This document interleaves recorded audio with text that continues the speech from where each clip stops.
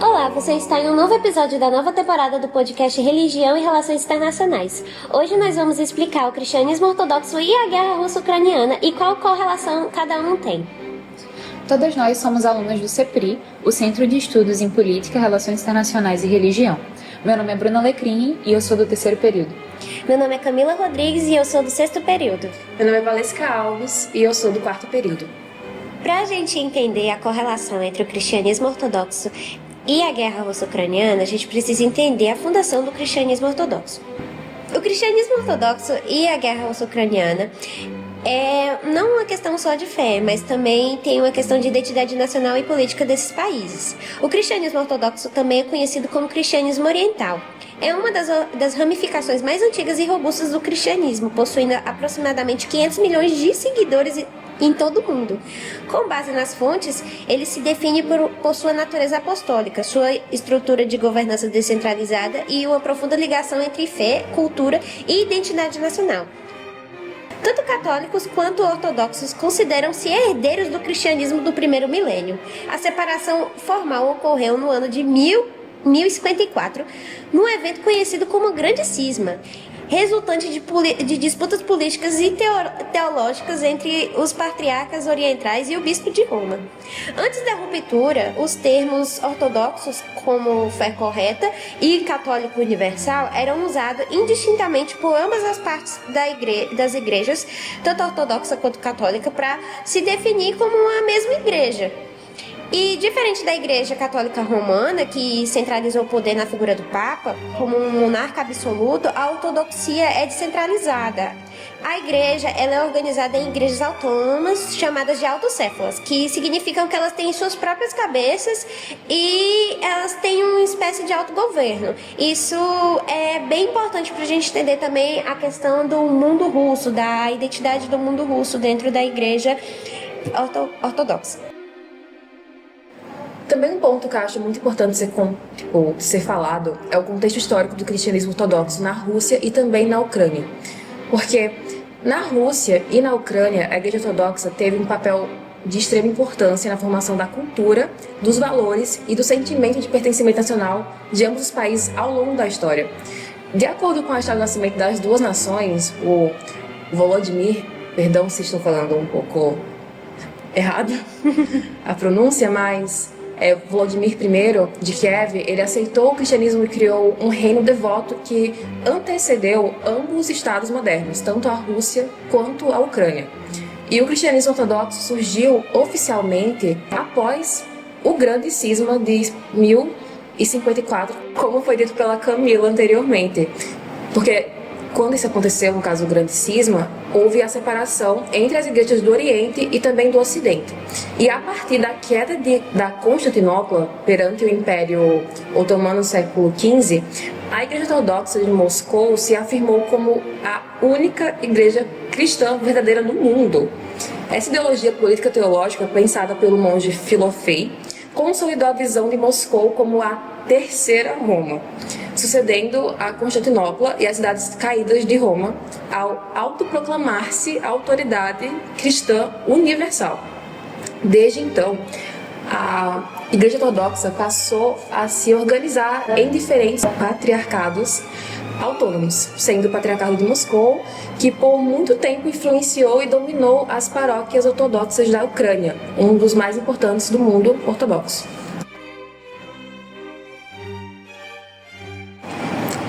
A história ortodoxa de ambos os países começa em Kiev, que é a atual capital da Ucrânia, que foi o centro histórico e religioso da região. Em 988 d.C., o príncipe Vladimir, buscando uma religião que unificasse seu estado e fortalecesse laços com o Bizâncio, converteu-se e ordenou o batismo da população de Kiev. Sob seu sucessor, Yaroslav, o sábio, a igreja russa consolidou-se com a construção da Catedral da Santa Sofia em Kiev e a criação de uma metrópole vinculada ao Patriarcado de Constantinopla. Com o passar do tempo, o poder político e eclesiástico deslocou-se para o leste, culminando na ascensão de Moscou.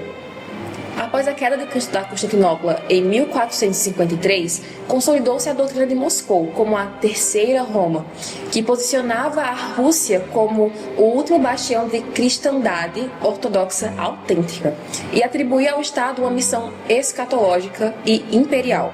No século XVII, a incorporação da metrópole de Kiev ao Patriarcado de Moscou marcou um redirecionamento canônico definitivo da centralidade eslava para o lado russo.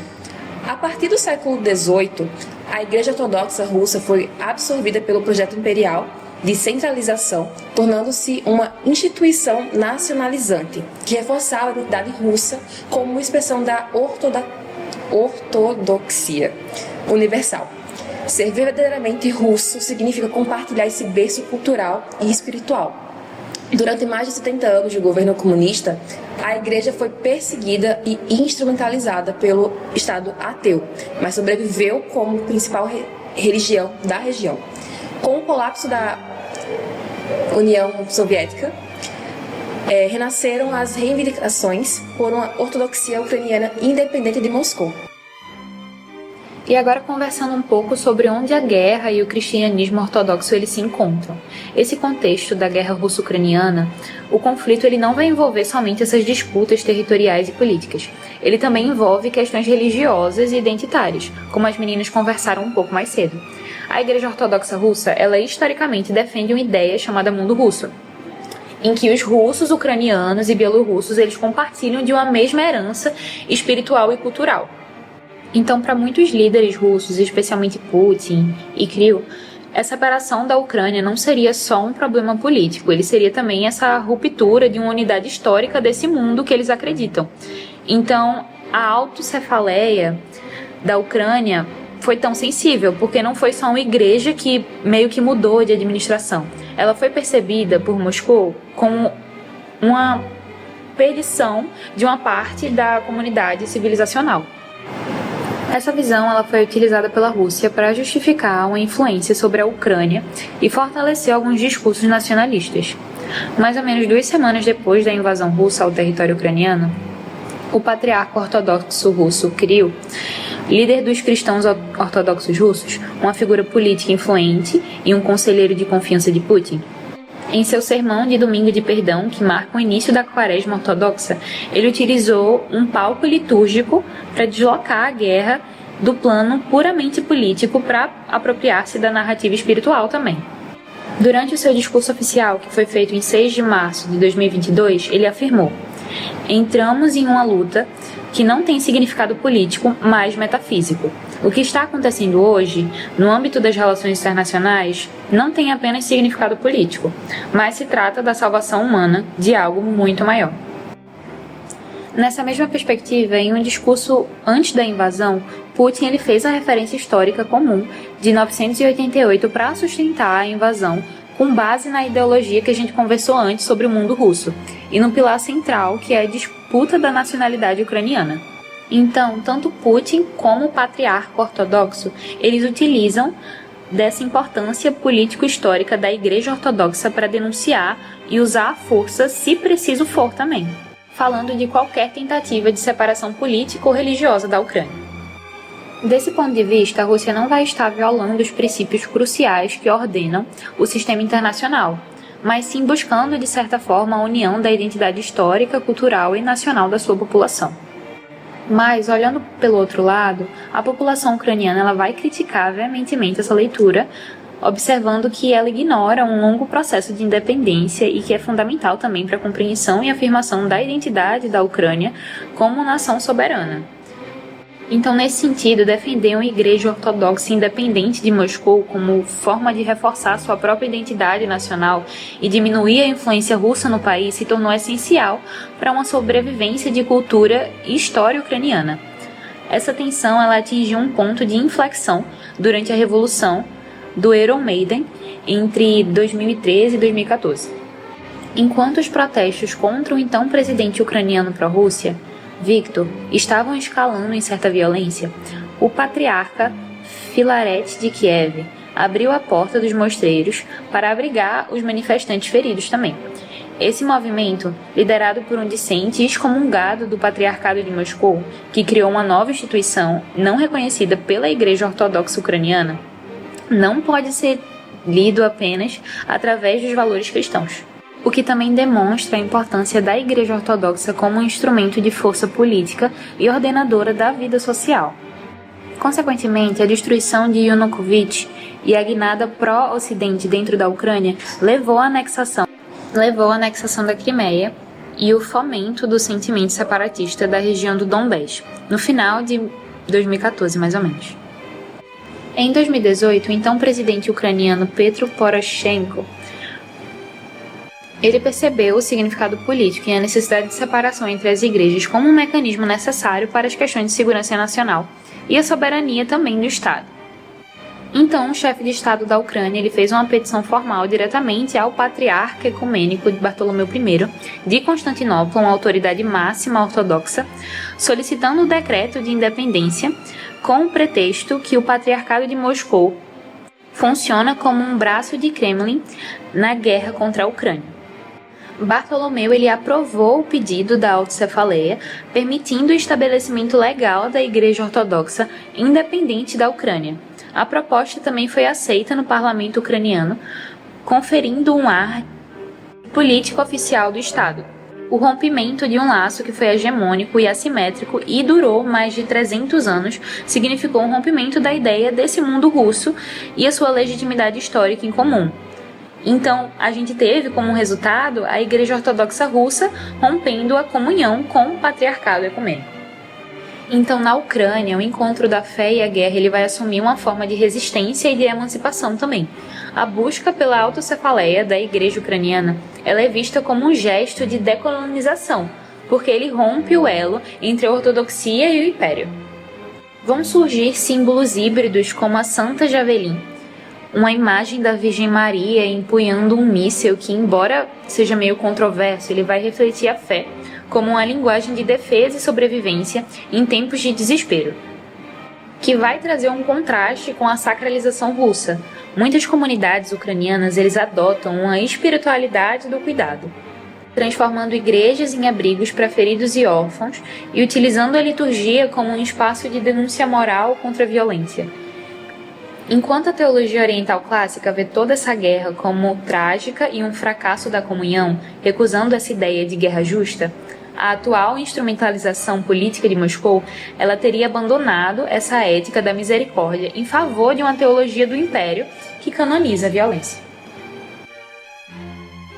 E a partir da explanação que a gente fez agora, com base nas referências que foram colocadas nesse episódio, a gente gostaria de falar um pouco também sobre o que a gente achou desse tema.